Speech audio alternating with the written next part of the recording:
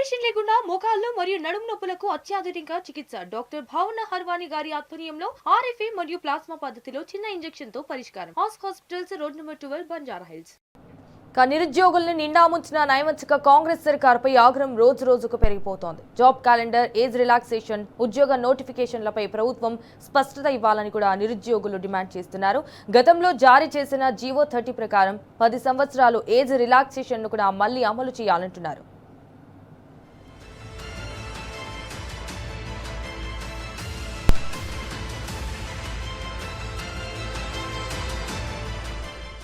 రేవంత్ సర్కారుపై నిరుద్యోగులు రగిలిపోతున్నారు. నిరుద్యోగులను కాంగ్రెస్ ప్రభుత్వం మోసం చేస్తుందని ఫైర్ అవుతున్నారు.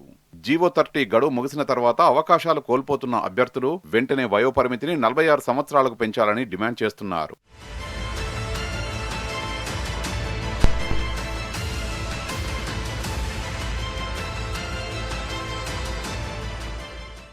మోసకారి కాంగ్రెస్ ప్రభుత్వంపై నిరుద్యోగ జేఏసీ నేత అశోక్ తీవ్రస్థాయిలో విరుచుకుపడ్డారు. ప్రభుత్వోద్యోగాల నోటిఫికేషన్లు, వయోపరిమితి, నిరుద్యోగుల భవిష్యత్తు అంశాలపై తీవ్ర విమర్శలు చేశారు. ఇటీవల పొల్యూషన్ కంట్రోల్ బోర్డులో కేవలం 20 పోస్టులకు నోటిఫికేషన్ విడుదల చేయడం, అందులో 34 సంవత్సరాల వయోపరిమితి మాత్రమే నిర్ణయించడం నిరుద్యోగులకు అన్యాయమని అన్నారు. ఏజ్ రిలాక్సేషన్ ఇస్తూ 34 సంవత్సరాల నుంచి 44 సంవత్సరాలకు పెంచుతూ టీఆర్ఎస్ గవర్నమెంట్ 10 సంవత్సరాల ఏజ్ రిలాక్సేషన్ ఇచ్చింది. కాంగ్రెస్ పార్టీ అధికారంలోకి వచ్చినాక గొప్పలు చెప్పుకోవడం కోసం ఆ 10 సంవత్సరాల ఏజ్ రిలాక్సేషన్ని మరొక 2 సంవత్సరాలు పెంచి 12 ఏళ్లకు పెంచి 34 సంవత్సరాల నుంచి 46 సంవత్సరాలు పెంచింది. ఆ జీవో 2026 ఫిబ్రవరి 8వ తారీఖు తోటి జీవో నెంబర్ 36 యొక్క వ్యాలిడిటీ అయిపోయినది. జీవో అయిపోయి 3 నెలలు అవుతున్నది. ఈలోగా పొల్యూషన్ కంట్రోల్ బోర్డులో నోటిఫికేషన్ కూడా వచ్చింది.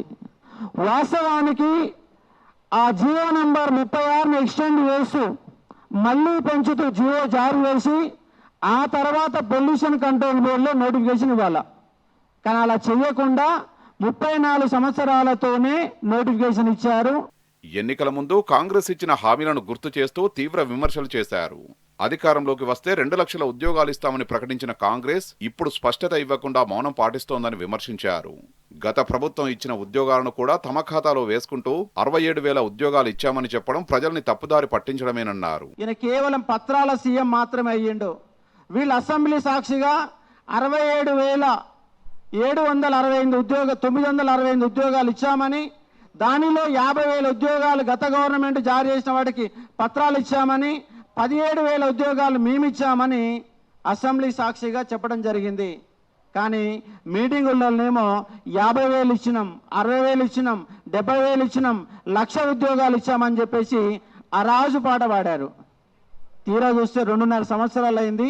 ఒక్క నోటిఫికేషన్ కూడా ఇంతవరకు జారీ చేయలేదు.